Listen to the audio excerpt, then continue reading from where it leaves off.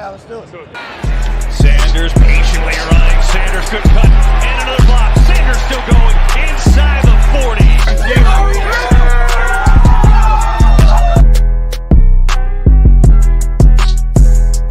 NFC East champs. Divisional champs. NFC champs. And world champs.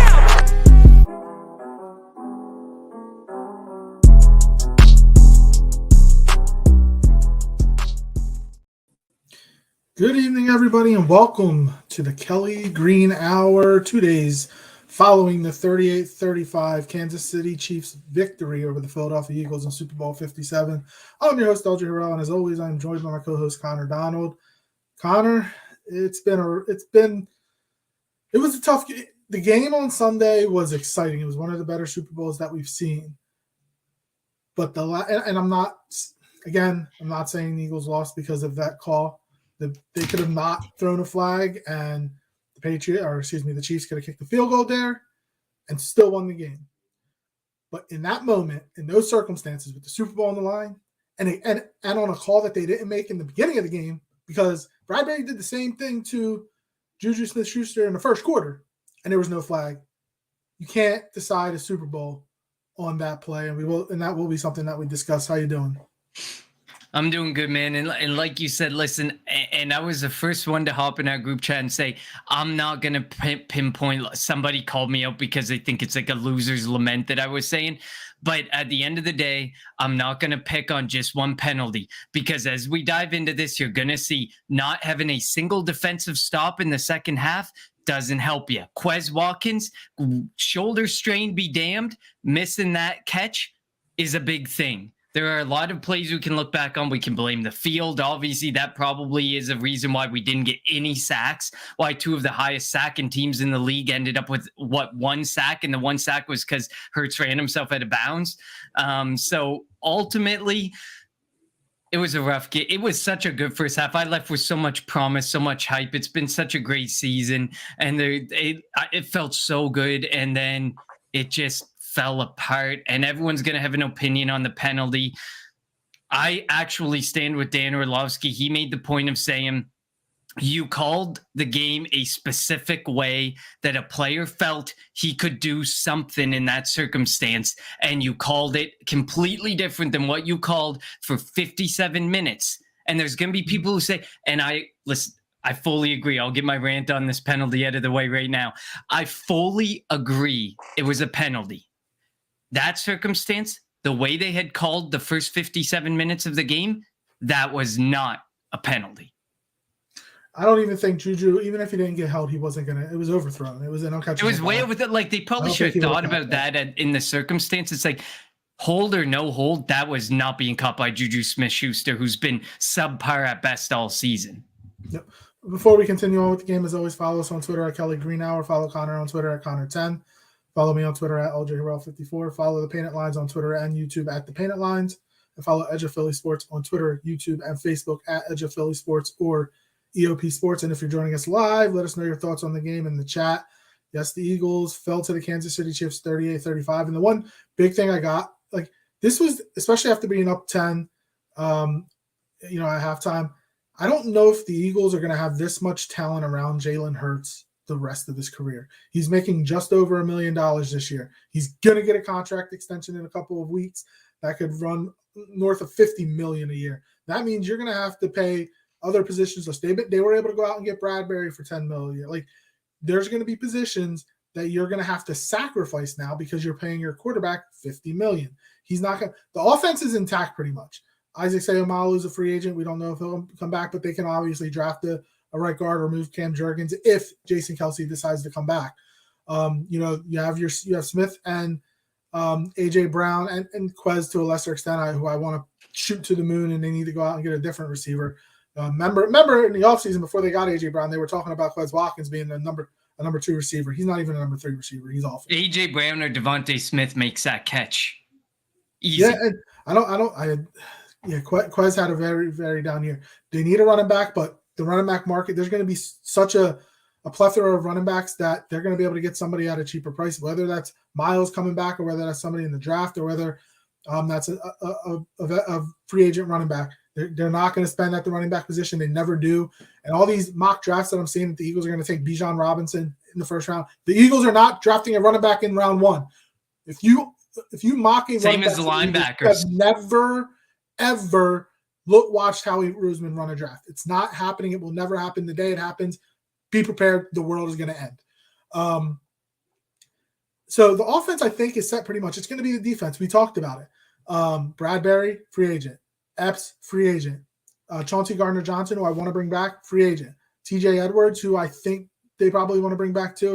If you had to pick 2 on the defensive side of the ball, I think it would be Edwards and Johnson, or Gardner-Johnson, free agent. Kaiser White, free agent. Brandon Graham, free agent. Marcus Epps is a free agent. I said that. Joseph Cox, free agent. Like, that's 9 players right there that I mentioned. So you have Josh Sweat, Hassan Reddick, and Darius Slay. They're your 3 guys that are definitely back, most likely back next year. And you need a new defensive coordinator, which is something we'll talk about. Is I don't know what the Arizona Cardinals were watching. I would have hired Lou Amareno, however you say his name, the Cincinnati Bengals defensive coordinator, before I hired Jonathan Gannon. But that's just me. The Super Bowl was in your stadium. You watched the game plan that was devised with all this talent. And I'm going to say this, and I said it in our chat, and somebody said, well, don't start that soft schedule. Shane said, don't start the soft schedule. I wasn't talking about the schedule. I was talking about the quarterbacks that the Eagles faced this year. What's one good quarterback the Eagles faced this year? We all think Dak's overrated. He put up 40 points on this Eagles defense. Aaron Rodgers probably would have put up 30, or Aaron Rodgers and Jordan Love put up 33 or 30 whatever points on this Eagles defense. I shared that tweet with you, and somebody had broken down every game that against elite quarterbacks, and he even included Dak Prescott and Derek Carr as a lead in this conversation, and they had humongous games. Everyone had pretty much over 100 passer rating against us. When backed into a corner against an actual good quarterback, Jonathan Gannon, he goes to that zone scheme and he plays scared. And look what happened. We did 4 offensive drives for the Chiefs. We stopped them 0 times. They scored 24 points in the second half.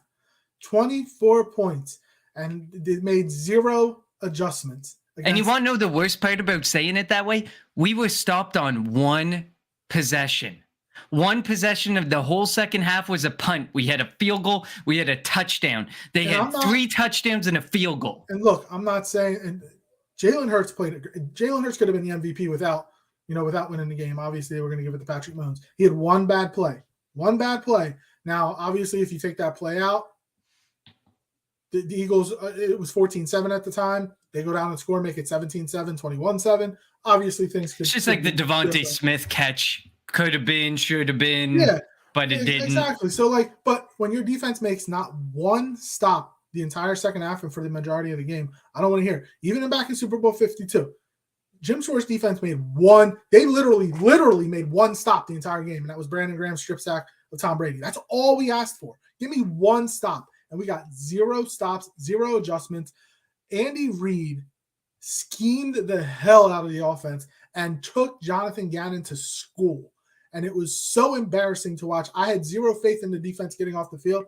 Could the players have been played better? Probably, yeah, sure. But, when your defensive coordinator doesn't help you, what are you supposed to do? And then I'm not blaming the field either, but I saw something that Patrick Peterson said that, you know how they rolled the field out so it can get that Arizona sun and let it be out there in the fresh air? Well, when they leave that outside, it gets cold in Arizona at night. So when you bring it in the morning with all that humidity, it makes the surface, it makes it a slippery surface. That was a field that the NFL has been growing for 2 years, spent $800,000 on. But if you've watched any Arizona Cardinal games, it's the same crap all the time. The Chiefs played there week 1, said that the field was trash. The Eagles played there. I'm pretty sure, if I'm remembering correctly, that there was stuff said about the field. So I don't know what the NFL is doing. You spend $800,000, you should get a refund, because that was bad. You mentioned it, how you have 2 of the highest, the top 2 sack teams in the league, and again, 1 sack, and that was Jalen Hurts running out of bounds. There was plenty of plays where the Eagles were slipping 2-3 times per play. Now that could be the equipment stuff, because, as I mentioned, the Chiefs played on the same field too. They were more, I think, better prepared. and had the right spikes or whatever it was, right cleats, and the Eagles did not. But again, that affected both teams, so it didn't really have much impact on the game. But the defense, Jonathan Gannon, I've never been a fan. And if you think, good thing he's gone. I don't know who's going to be the defensive coordinator, but if you think about our schedule next year, we get the Chiefs, we get the Bills, we get the Dolphins, we have the toughest schedule in the league next year. The toughest schedule in the league. You're going to be facing a lot of top end quarterbacks. The Eagles better be able to figure it out. Whoever's going to be the defensive coordinator better be able to figure it out. That's all I got to say. Yeah, and I mean, at this point, obviously, we have no clue. Internally, Denard Wilson's the favorite, but obviously, we should hope. Denard Wilson was Jonathan Gannon's right-hand man. To think that Jonathan Gannon isn't going to potentially try and... I know.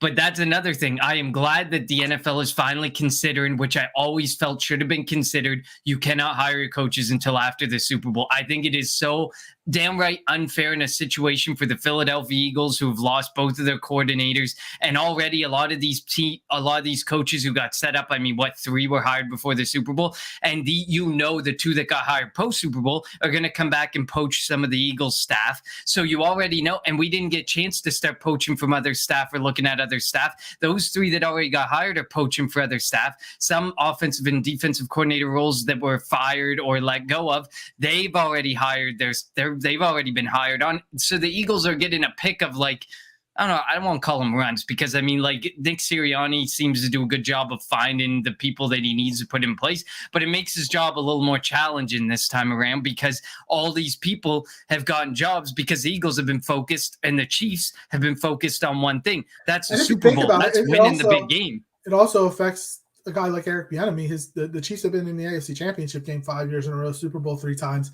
So he has potentially missed out on the opportunity to become a head coach. So if they were to make that change, I think it could help also, for teams that have assistants like an Eric Bieniemy, who probably potentially could be a head coach and just hasn't gotten the opportunity. And the one thing, if you remember, after the Eagles won the Super Bowl, in Super Bowl 52, and coming off of Doug's staff, Frank Reich left. He didn't really replace him well, and the staff kind of took a step back. This is going to be an interesting thing. This is something we'll talk about as we go on to the offseason. But how does Sirianni replace both his offensive and defensive coordinators and keep that culture and they don't take a step back as a coaching staff and as a team? I absolutely agree. And I mean, I know, and you talked about Jonathan Gannon briefly.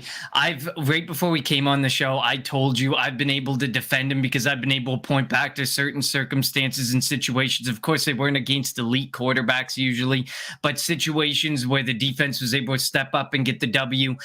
This is one of those situations where I said, I think it has become completely indefensible in the biggest moment, in the biggest spotlight of them all. The biggest question mark we felt, I think the largest question mark, I know people are going to say Jonathan Gannon in a bit.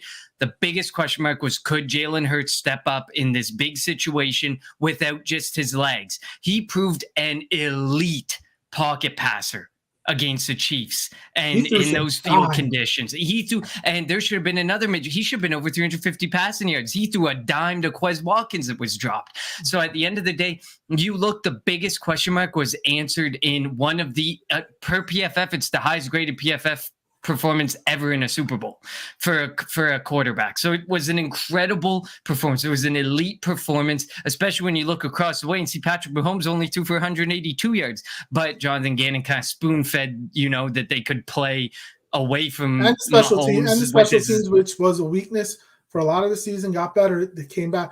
They activated Aaron Sipos, had a terrible punt, allowed. And Aaron Sipos had to make that play in NFL in Super Bowl history. And Aaron Sipos was the one who made the tackle again. Can you believe at that point? And he even had to come back around to come and get him. That was pretty much almost a guaranteed return touchdown if it wasn't for Sipos. So the biggest question mark was answered. And then 2 that we always noted week in and week out of concern, came back to be the haunting reason why. I didn't even mention it at the beginning when I was going on about the penalty, but that punt return, massive, humongous. You give the Chiefs what they had, like 30 yards or less that they had to get, like I think it was 15 yards. Like they were right there. They were on the doorstep. You know they're scoring on that type of possession. That takes nothing to get that type of score out there with Patrick Mahomes and the offense that they had. So the two, like we had the biggest question answered, which sucks because now the Brinks truck is full on being back. You said could be, it will 100% be north of $50 million. The Brinks truck is backing up. And like you said, and there's a stat that I shared, the last 17 quarterbacks who have made their debut in the Super Bowl never went back again. Yeah. Do you not see why that could happen? The fact that maybe some of these guys ended up going off and making massive money. Some of these guys ended up being. This is the most talent, probably the most talented team in Eagles history, and it's not 100%. Won't be as talented ever again until they draft another quarterback down the road, and he becomes a star on his rookie contract, and you're able to put pieces around him. So like that's going to be interesting. How will Howie be able to devise contracts for guys? Obviously, he's the king of the cap, and dummy years and this, that, and the third. But it's going to be really tough when your quarterback's making $50 million a year. And when we're paying out what's going to end up being the highest for the second year in a row, we're going to be highest in dead money because the way he plays with the cap. You have guys like Fletcher Cox. You have guys like Javon Hargrave. You have a ton of guys who we owe them $10 million next year, and they ain't even going to be under contract.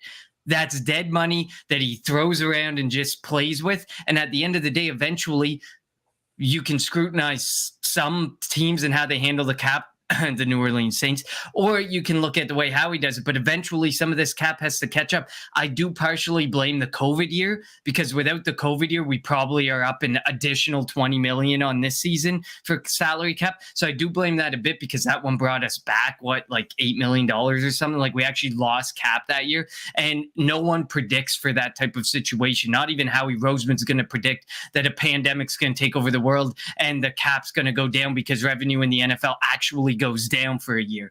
Like that just doesn't happen. So obviously that seems to be playing a major factor because you had 20 million on top of the 20 million we have $25 million, and Howie hasn't even started to play with anything yet. So it sucks that situation came up, but it also shows how vitally important it is to be able to win with a rookie quarterback on that rookie contract. We proved it twice with Carson Wentz. We proved it with Jalen Hurts. You've got to take advantage of that window when you can surround them with talent, because at the end of the day, I love Jalen Hurts. He is not Patrick Mahomes. Jalen Hurts with Mecole Hardman wasn't even there, with Kadarius Toney, Juju Smith-Schuster, and and Marquez Valdes-Scantling, who was non-existent, like that makeshift group of wide receivers. Jalen Hurts does not put up 38 points or 31. Okay, if we want to take away the fumble, 31 points. Jalen Hurts, I don't think, and I love Jalen Hurts. I think he deserves the contract he's getting. He's not Patrick Mahomes on one ankle again. That second half, his ankle was far from 100%. He re-aggravated that high ankle. He had the longest run in the game, I think. So yep.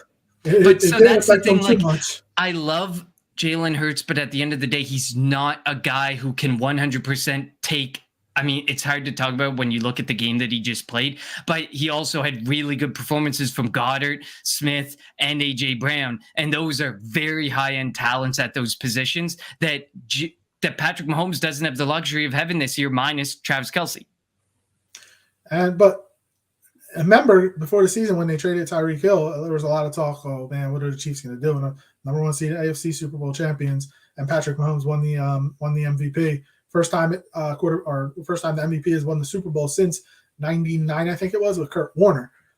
So a lot of Chiefs smashing a lot of records this year, and I'm still 2 days later still irrationally angry at Jonathan Gannon. Like, I don't know how anybody could defend him.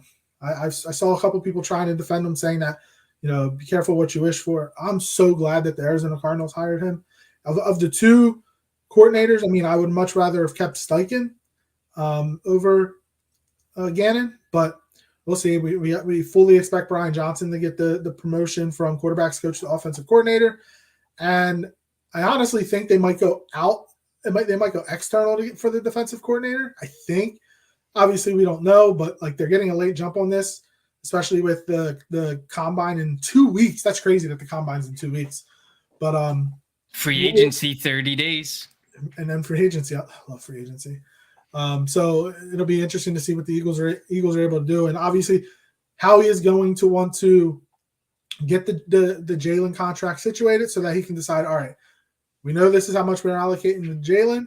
Now we can go CJ Gardner-Johnson, TJ Edwards. Bradbury said that he wants to contend, but he's not going to play for cheap, so I doubt he's coming back. Brandon Graham, Jason Kelsey, Fletcher Cox, what do they do? Does Kelsey retire? Does he come back? Because if he comes back, he's going to need a contract. Brandon Graham needs a contract. Cox probably gone, but you never know. I would like to, somebody I would like to see come back. I would love to see him, and if he wants to play another year, I would love to see Ndamukong Suh come back. I think that for somebody like Jordan Davis, I think he would be a perfect guy to continue to learn under. But he'll be vitally important, especially if you're losing the bodies. You're like at this very moment, still might come back.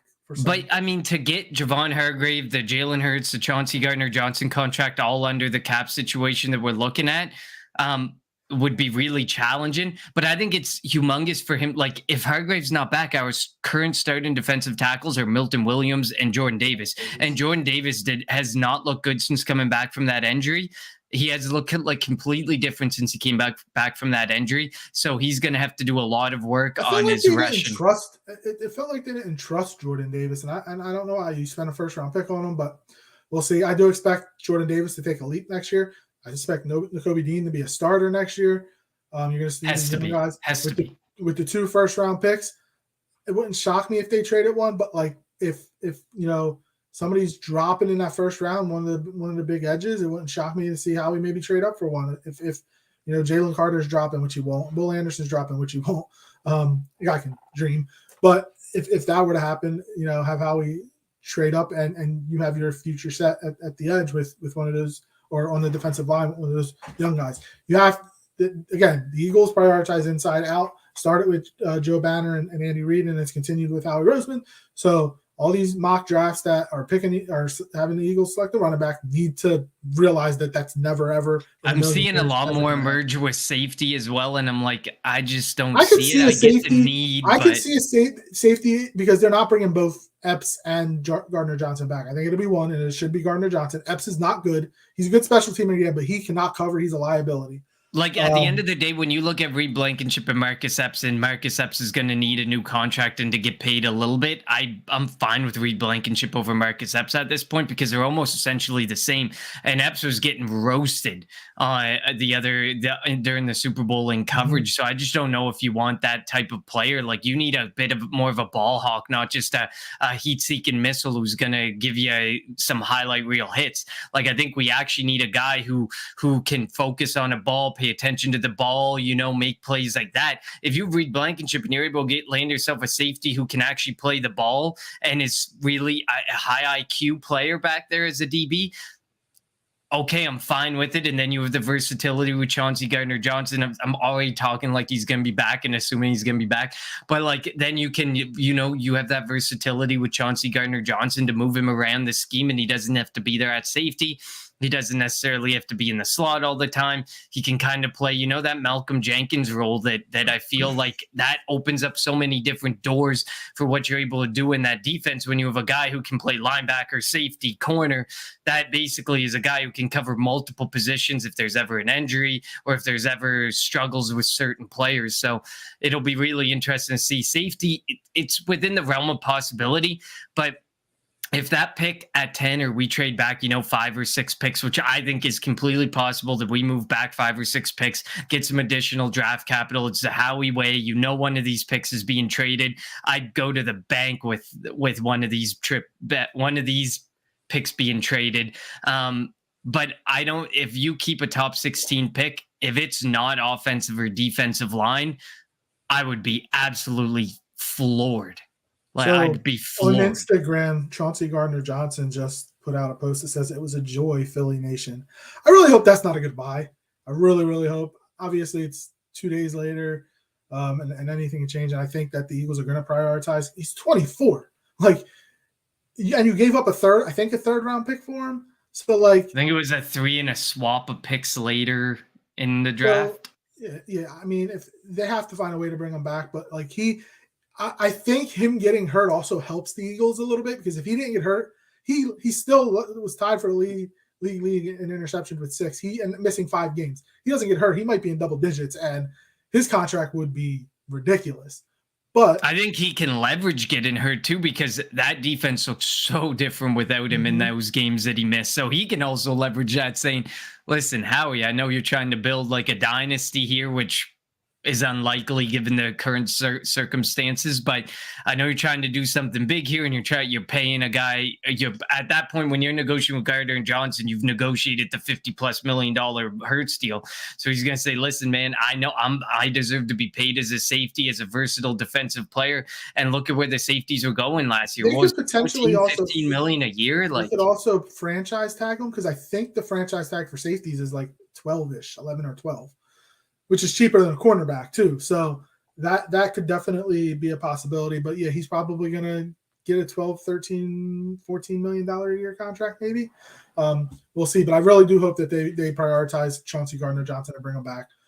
He definitely brought the swag to the defense in the secondary, and it would be tough to lose him after a year, especially with all. I mean, the defense is going to look different, obviously, with not only personnel but within the coaching ranks. Let's talk about the offense for the Eagles. Again, one bad play. It was Jalen dropping the ball that got picked up by Nick Bolton, and he returned it for a touchdown. Devontae had 100 yards. A.J. Brown had 96 and that touchdown that he caught, it felt like at the very last second, he had that speed burst that we haven't seen since his injury, since he kind of had that hip thing. He looked good. Dallas Goedert looked good. Jalen Hurts, obviously, I mean, he was throwing dimes, pinpoint passes, and if the Eagles would have been able to win the game, he definitely was going to win the MVP. No question about it. Over 300 yards passing, 70 yards rushing, three rushing touchdowns, and a passing touchdown. Again, that fumble, which hindsight being 2020, if he doesn't make that fumble, maybe the Eagles win the game potentially. That changed the entire complexion of the game. It was a game changer. It went from 14-7 with the Eagles, as I mentioned earlier, going for a 10 or even 14-point lead to it being tied. And Patrick Mahomes wasn't on the field for what felt like forever, and it was still a tie game. But like the Chiefs' defense, like they didn't really stop the Eagles' offense at all. Again, Jalen Hurts dropped the ball. It wasn't because somebody made a play. It was Jalen Hurts literally dropping the football. And as I mentioned before, the offense is pretty much intact. I think they'll get a better running back because Miles Sanders is done. Miles Sanders, I don't think is coming back. We have somebody in the stat chat, Nick Sirianni and Shanahan. Mahomes. I don't know if he tweeted about A.J. Brown or if he tweeted about Juju, saying Juju's bored.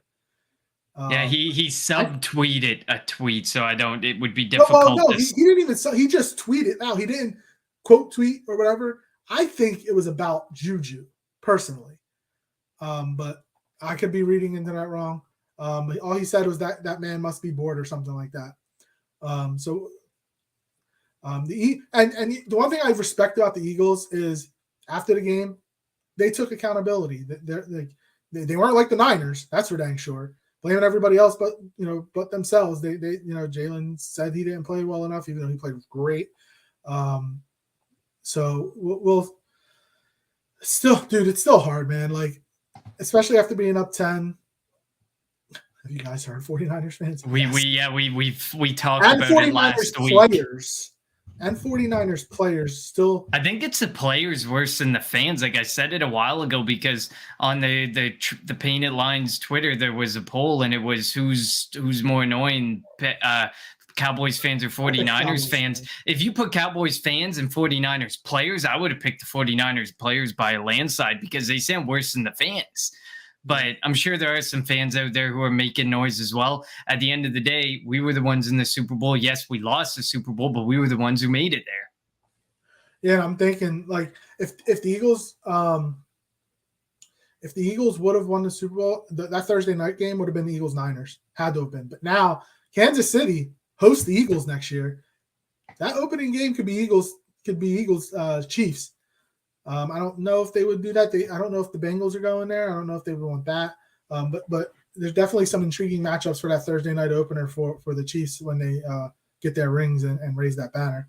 Yeah. But looking at the Eagles offense again, Miles Sanders was bad. He fumbled the very first snap, and he bounced it out twice, fumbled it. He had another catch, which he got lucky that they didn't call it a fumble, that Nick Bolton would have had 2 touchdowns. But other than Miles Sanders, the Eagles offensive line didn't give up any sacks. Again, the one sack was Jalen running. He ran out of bounds, which I don't know why that's a sack. He was running, but whatever. Like if that's college, they don't call that a sack. They call that a run. The offensive line was good for the most part, except so there was that one drive. I think it was in the fourth quarter when the Eagles went 3 and out before the Chiefs went down the field to retake the lead. That there was pressure on 3 consecutive plays, if you remember, where Jalen had to roll out to the left.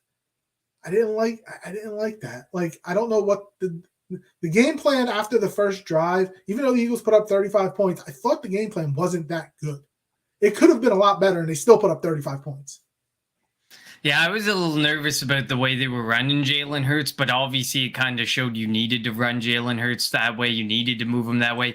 Anthony, you're about 20 minutes late. We already gave it to the defense and Jonathan Gannon, but yes, the defense was terrible and Gannon didn't show up. And I mean, I don't want to get back into Gannon, but I mean, you look at the project that you have ahead there in Arizona. Like, you got to find a offensive-minded, like a really good offensive-minded coordinator who works really well with quarterbacks, with a troubled-ish quarterback, because he's kind of been troubled over the time with Cliff Kingsbury. Probably. Like, this is where, like, hiring a defensive-minded coach, I don't like. I just don't like that. You needed an offensive-minded coach there. And, like, you come back and say, hey, Brian Johnson, you want to come out to Arizona and work with Cliff King or Cliff King? You want to come out here and work with Kyler Murray? No, of course. Since he was 4. And the minute we promote him up, he'll stay here for the promotion. He's not going to go for the same job elsewhere with Gannon, or I don't think he'd go with Steichen either. I think the promotions there, he's going to get that job. But yeah, offensively, Miles Sanders is terrible. I think he signed his way out of Philadelphia, or if he was going in there with a head of steam into free agency and saying, look, I'm worth so much money, he just knocked a couple mil off of that contract right there. That was a really bad game. It was a really bad performance.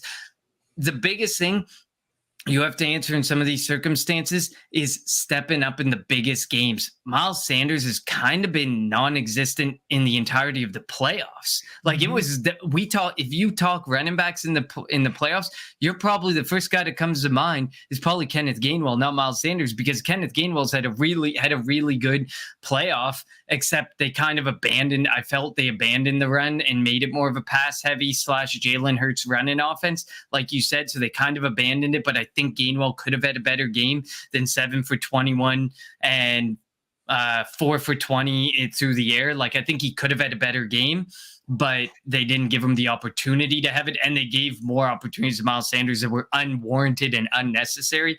I feel I probably would have moved away from Miles Sanders pretty quickly, despite what he's done for you this season. Like I said, he just hasn't been good in the playoffs. There's been no reason, nothing there to prove that. But I would say Boston Scott's been better than Miles Sanders in the playoffs. Like, there was really no reason to have Miles Sanders out there, and he kind of like this offseason, they do need to add a running back, because as good as Scott and Gainwell were in the playoffs, they are not top flight number 1 running backs. And again, he was always going to go running back by committee, so they're not going to spend a lot of money. They'll let the free agent running back, crew go out, get money, and whoever's there, they'll be like, all right, we'll just bring you in.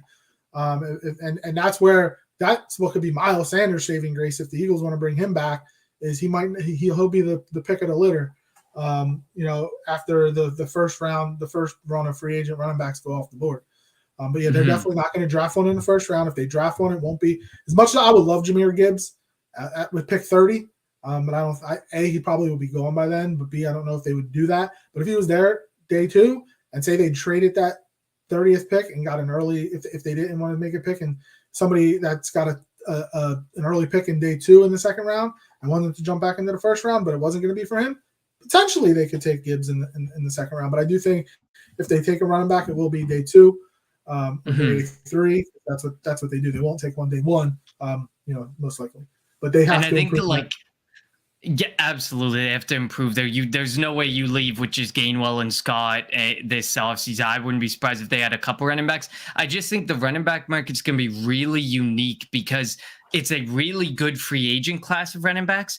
At the same time, it's also a really good draft class of running backs. So there's going to be a lot of running backs who go in saying, I need to get my guaranteed money. I don't know how long this contract's going to last. You know how running backs are. They want to get as much money up front as humanly possible because they're the most banged up and brutalized position in the entire NFL.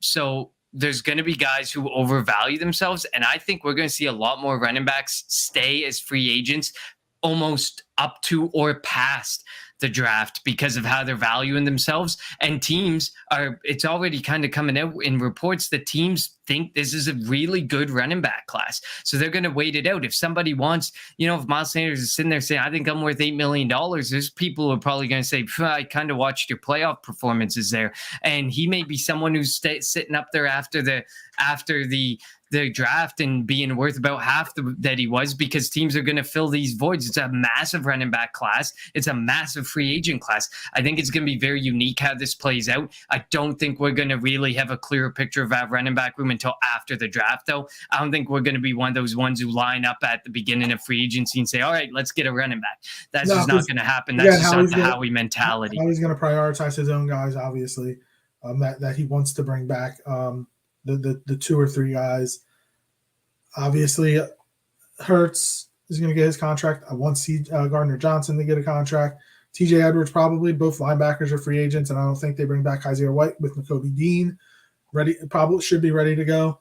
So we'll definitely see what happens in free agency. Anthony says, I don't blame Maz. I blame Steichen and his play calling because Eagles could have been better, but he knew he was a head coach of the Colts. Plus, Watkins dropped a really good ball in his hands near the goal line. I wanted to talk about the at least the third receiver spot next because Quez was terrible this year. Pascal's only on a 1-year deal. Maybe won't come back, but you never know. It wouldn't shock me if they took a receiver as well. Probably not first round again, but second round. I don't know what the receiving options are in free agency. I don't know what they look like. I haven't really dived into that, but they definitely have to. Again, it's going to be tough because you're paying A.J. Brown. You have Devontae, who you're going to have to pay in a couple of years. So you're not going to be able to go out there and get a top flight receiver like DeAndre Hopkins. He's going to get traded. You're not going to be able to do that, and I wouldn't do that anyway. But you need to get somebody that's going to be good, that can catch the football, that has speed. That's what they're going to need. That's what Quez was supposed to be. And he dropped the biggest. He had 2 plays, 2 balls came to him, and he dropped that big one, which would have set the Eagles up in the red zone. Also, another play right before that, the Jalen fumble.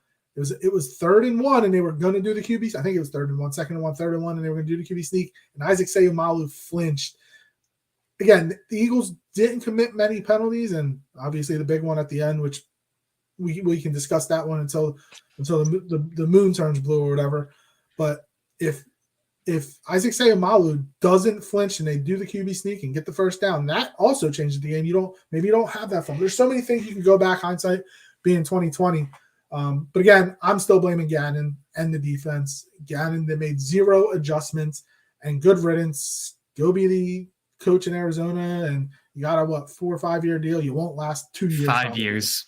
Probably won't last 2 years. My final sentiments on the running back room: Jeff Stoutland is back for an extended period of time. Anybody, and it has been said so many times, anybody can run behind that offensive line. You will be perfectly we will see, though, because if Kelsey retires, and obviously, and then Lane Johnson too. I think that's underrated. Going under the radar, Lane Johnson, and he says he would play 2 more years, but will he play 2 more years is a really big question. He'll definitely be back next year, coming off of this abductor injury, adductor injury, the core surgery that he's getting this week. But if you think about it, we know. So you got Mailata, and you got Dickerson on the left side. We think Kelsey might come back, but if he's not, that's Juergens in the middle. You need a right guard, and then you have Johnson at right tackle. So again, do they draft a guard? Do they draft a a tackle that can play guard that would replace Lane Johnson. There's so many things that could go. Does Andre Dillard make the move to guard? Obviously, he was going in at left guard when Dickerson was out. Can he play right guard? We know he can't play right tackle, but playing guard is different. Can he play right guard? So definitely a lot of questions if Isaac Seumalo doesn't come back. But Isaac Seumalo had a good year for the Eagles. Let's be honest.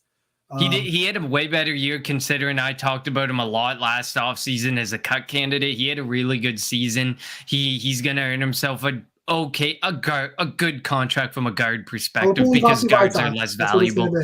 Yeah, exactly. He's going to be like Vaitai, where people are like, well, it would be nice to have him back, but we know he's going to get paid more than we can pay him. And guard, like you said, it's a way more replaceable to replace a guard than it is to replace either tackle position. So, I mean, I can trust Driscoll for now, like kicking him in there and looking at that depth chart. I'm okay with Driscoll being there. He just can't stay healthy.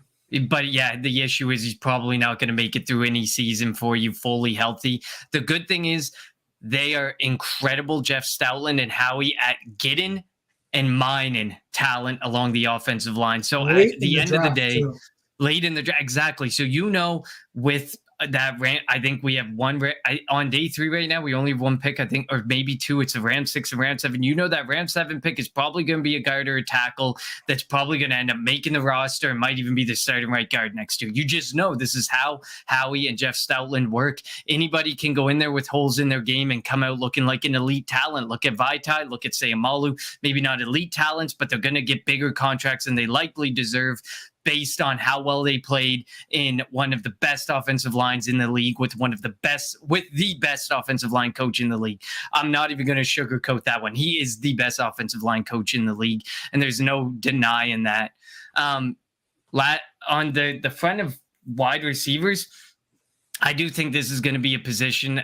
It's kind of been talked about, like, from a draft perspective, there's not that great of a class from a wide receiver perspective. So it'll be interesting to see how the NFL weighs it and how they play it out.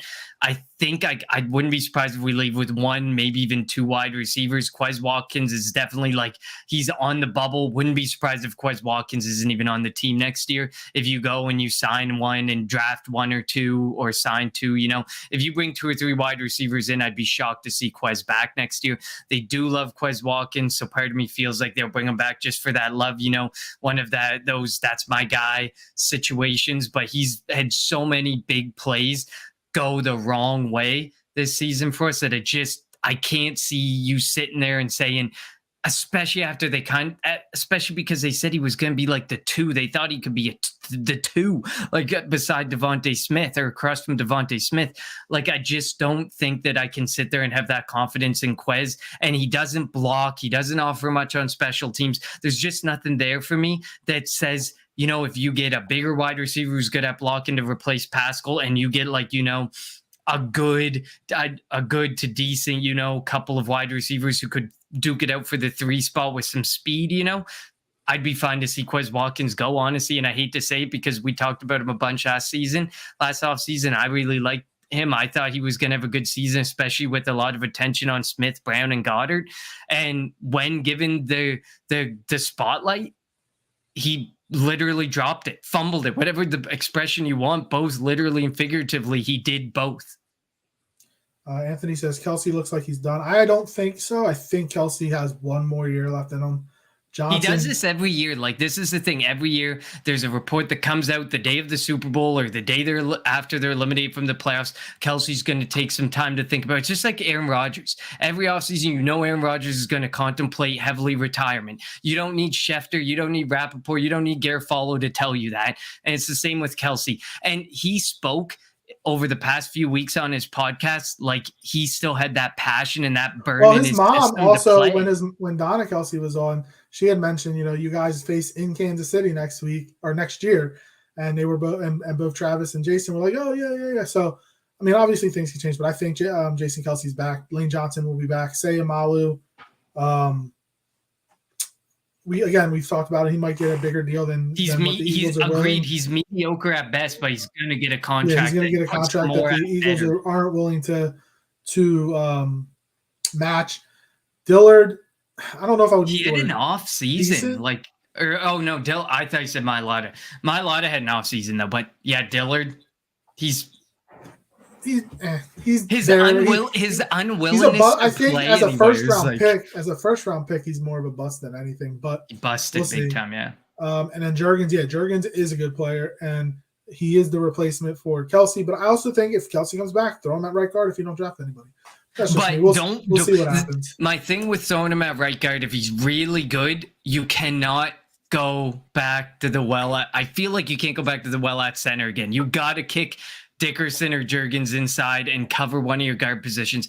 I feel like it's like left tackle or blind side tackle of your quarterback is most important. So left tackle, right tackle, debated. Those are the two most important. Center's probably second most important, and then your guards are your least important. The guards I feel are easier to fill. So like you're gonna have to kick one of those guys inside. Don't go back to the well at center. And if Jurgens is good at right guard. And I don't want to think that we came up. Obviously, congratulations to the Kansas City Chiefs. And again, there's no shame in losing to Patrick Mahomes, Andy Reid. Like, again, Andy Reid schooled Jonathan Gannon. Patrick Mahomes schooled Jonathan Gannon in defense. They didn't get Eagles didn't get one stop in the second half. When if they got one stop, they might have won the game.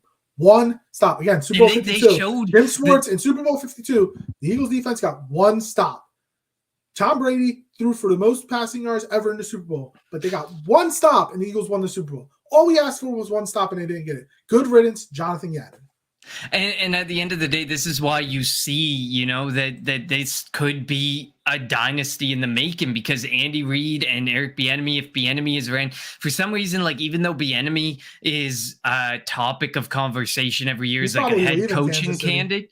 I think he's leaving Kansas City. Well, yeah, he's actually, and he's in discussions to just move to offensive coordinator, which makes me think they're preparing, to move on from the head coach. That's why, I think it's Washington and somewhere else want him as offensive, and the Ravens. That's why I'm thinking maybe they're ready to move on. Ravens did hire somebody, but it might be why they're thinking about bringing him in as a coordinator, because he's not going to move he's not going to make a lateral movement to a worse team. Well, his contract is also up in Kansas City, and just like Deuce Staley was never going to become a head coach if he stayed in Philly. We know that that's Andy Reid's offense, and it's Andy Reid devising the game plan. Bieniemy has to get away from that to prove that he can do it. So he's going to go elsewhere to prove it. And he'll probably get paid elsewhere a little bit better than KC may pay him, because they know, like you said, this is Andy Reid's offense. This is how it works with Andy Reid. There's no salary cap when it comes to coaches. So. Which actually, before we wrap up, and I actually just want to make one more comment on the Kansas City Chiefs. Yeah, they may be a dynasty in the making. Patrick Mahomes is very special. There's been a lot of debate since winning the Super Bowl on one ankle or whatever you want to say. There's been a lot of discussion of, is he a top 3 quarterback? Is he a top 5 quarterback? Whatever you want to say. By the end of his career, he's likely going to be a top 3 quarterback. He's going to go down there. It might even be top 1. It depends. There's even debate, is he going to get to 7 Super Bowl rings like Tom Brady? I don't necessarily think the ring count matters to making him to the path to being number 1, but it's definitely a helper. If you can get to 5 or 6, you can probably debate him more in the conversation with Brady. But this is a dynasty. Yeah, think about it. He's 27. It's so impressive. He's got if he wants to play to 40, he's got 13 years. He's got 2 Super Bowls, 2 MVPs already. He broke so many records based on his age and his accomplishments. It's unbelievable. All right. So before we finish off, what are your wait. Okay, I wanted to get your thoughts on this. So before this, it was at some point this season, the NFL had a discussion with teams because about financial management of coaches, because coaches are being offered these absurd deals. And then because your comment about salary cap with coaches got me on this. And they're just firing coaches after 2 years, 3 years, left, right, and center in 5, 6, 7 year contracts. They're just Texans firing after 1 year back to back. Back to back, yeah, exactly. So it just was reported by Ian Rappaport that Shane Steichen got a 6-year deal. Jonathan Gannon got a 5-year deal. This is the new norm. What is your take on do you think something needs to change in how the NFL handles head coaching hires? It doesn't matter. It doesn't matter. They're billionaire owners. And again, no salary cap. They'll offer you a 6-year deal. There's zero chance that Steichen's going to be an Indianapolis coach for 6 years. There's zero chance Gannon's going to be Arizona's coach for 5 years. Lovie Smith probably signed a 3 or 4 year deal last year. He didn't last a year. or he lasted just a year. David Culley. Yeah, no one before that- signs a coach for 1 year, and the reason Lovey was there was obvious. There's Yeah. obvious reasons why So, Lovey got the hire. The NFL can say they're going to do something. Obviously, they tried to say that they were going to do something about the Rooney Rule. Like it didn't work. Like the fact that of the five openings, one was D'Amico Ryans. I think is the only, if I'm not mistaken, was the only minority coach. Also, of the 5 hirings, all of them have used to coach or be in Philadelphia. Sean Payton was the quarterback coach in the early 90s. D'Amico Ryans played with the Eagles. Frank Reich was the OC. Shane Steichen, OC. Gannon, defensive coordinator. You think about all the hirings this cycle have an imprint within Philadelphia, which I think is kind of crazy.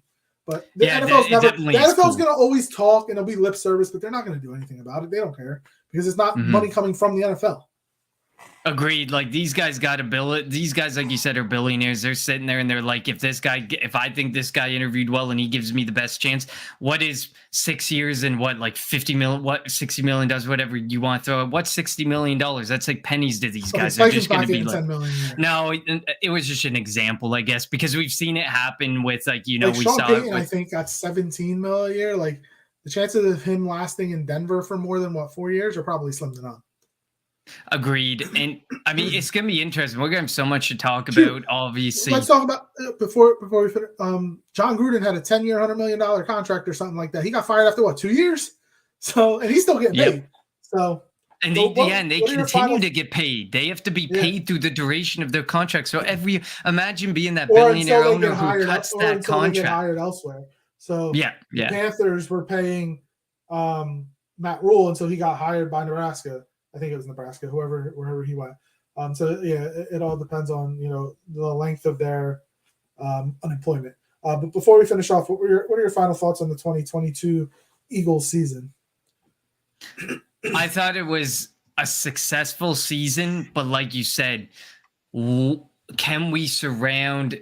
We can't guarantee that we're surrounding Jalen Hurts with the same type of elite talent or the defensive core. I think it's more defensively this year that's the concern. Are we going to be able to build a team with this type of like elite talent and all being able to play off each other the way that they did? You kind of mentioned it at the beginning. I know that's looking towards 2023, but this was a season where it kind of was Super Bowl or bust, because now there's going to be a lot of voids to fill. There's going to be a lot of question marks. There's going to be a lot of rigging the salary cap and figuring out what you're going to do with the salary cap. But overall, it was a great year. I loved the season. We had some great episodes. I enjoyed this season a lot, and I hope next season's going to be really good. We've seen seasons where we have 10, 11, 12 losses. It's not fun to come up once, twice a week and talk about those games, but we still do it. But I thought it was a really good season. I thought some great things came from it. I'm happy for Jalen Hurts. We questioned him a lot. I think he's going to come out on the right end of everything, and he proved a lot of doubters wrong. It proves like you don't always have to necessarily invest that top number 1 pick trade, a la Trey Lance, trade 3 first-round picks, go and draft a guy who's barely proven a damn thing for you in an offense that you should be able to plug and play. Anybody you were able to plug and play most quarterbacks but Trey Lance in that offense. So he was a really feel-good story at the end. And it'll be interesting to see how this offseason goes. I can't wait to talk about more in the offseason. But what about you, LJ? I mean, it's going to be tough to put this much talent. And again, I think this is the most talented Eagles team that we may have ever seen. And they unfortunately just didn't win the Super Bowl. And it's going to be tough now that your quarterback's going to go from making $1 million a year to $50 million a year. And obviously the defense is going to look different. The coaching staff's going to look different. But in terms of the season, it was fun. It ended horribly. I don't want to use the word horribly.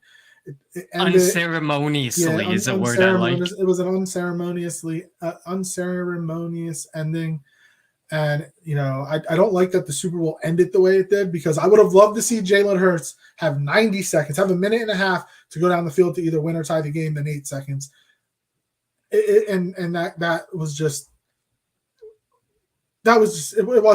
the ending hurt. But as the season, but we didn't expect the Eagles to win 14 games. Didn't expect them to have the number 1 seed. Didn't expect them to go to the Super Bowl, and they did all that.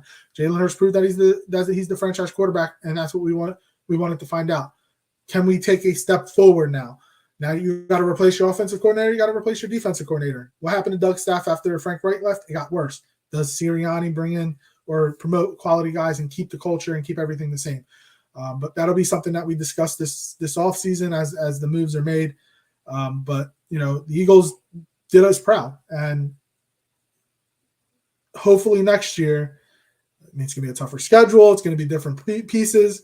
I don't foresee them winning 14 games again, but hopefully they give us another run that we had this year. They proved us wrong this year. I think we both had them at 10 and 7 or whatever, or 10 and whatever 7, it is. 11, so. Yeah. All right. But for everybody that tuned in this season, thank you. We appreciate you. We will, we're going to take a little bit of time off as well, before we get back to, combine time, free agency time. And we will come back and, give our thoughts on what the Eagles should do. And obviously any big breaking news when Jalen signs an extension, or if somebody gets hire traded, an offensive and defensive coordinator. I don't know if that's as important, really. Like, we kind of know who it's going to be. Brian Johnson probably, and we'll see. The real RMP before we go says Eagles will be back stronger next season. Go Birds. I think they will bring some good coaches in. I like Byron Leftwich. I think Brian Johnson will be the OC, because I think if he doesn't get the promotion, he's leaving. He'll go to Carolina. Maurice Wright says, do you think the Eagles offense and defense looks different next season? The offense won't, because it's Sirianni's offense. Mm-hmm. The defense, maybe it might be a little bit more aggressive. It won't be as much shell and playing back. I think it might be a tad bit more aggressive, but it'll still be the same concept. I also don't expect them to have 70 sacks in the year. No, and I think like for defense, it's all about the mindset of the coordinator. Like, you look at a guy like Steve Spagnuolo, he's super aggressive. You look at a guy like Jonathan Gannon, he doesn't bring a whole lot of pressure. He's standoffish. He likes to be get hurdle into his shell there when things literally and figuratively. And there won't be the same amount of talent on the defense as there was this year. So they are just by nature, they're going to regress next year. So everybody has to be prepared for that. Even if Gannon was the defensive coordinator, we're going to regress. So whoever comes in, they're probably going to take a step back, because you won't have Bradbury. You won't have all the linemen that you had this year, because you're paying Hurts $50 million. And I agree. Like, we saw this with you kind of got to play to your place. So you got to have a player's coach. You got to have a guy who's got a scheme, but a scheme that can be versatile to the players. We saw with Jim Schwartz, he was trying to stick square pegs into circle holes, and it just wasn't working. And Gannon, at times, it felt like he was doing it that way, but not as much. Like, it felt like he was playing to his players' weaknesses or his strengths. But at times, like against the Chiefs, when he got backed in their corner, he got really nervous and he didn't want to give up big plays, and he felt the less yards there is to give up, the better chance that I have of getting a stop. And it just wasn't working that way. And we saw that on Super Bowl Sunday that just didn't work. So it'll be interesting to see what they do there. I agree with you, LJ. Offensively, I think it ends up internally with Brian Johnson. Defensively, they have some guys they really like. I don't think it ends up as an internal hire, though. Yep.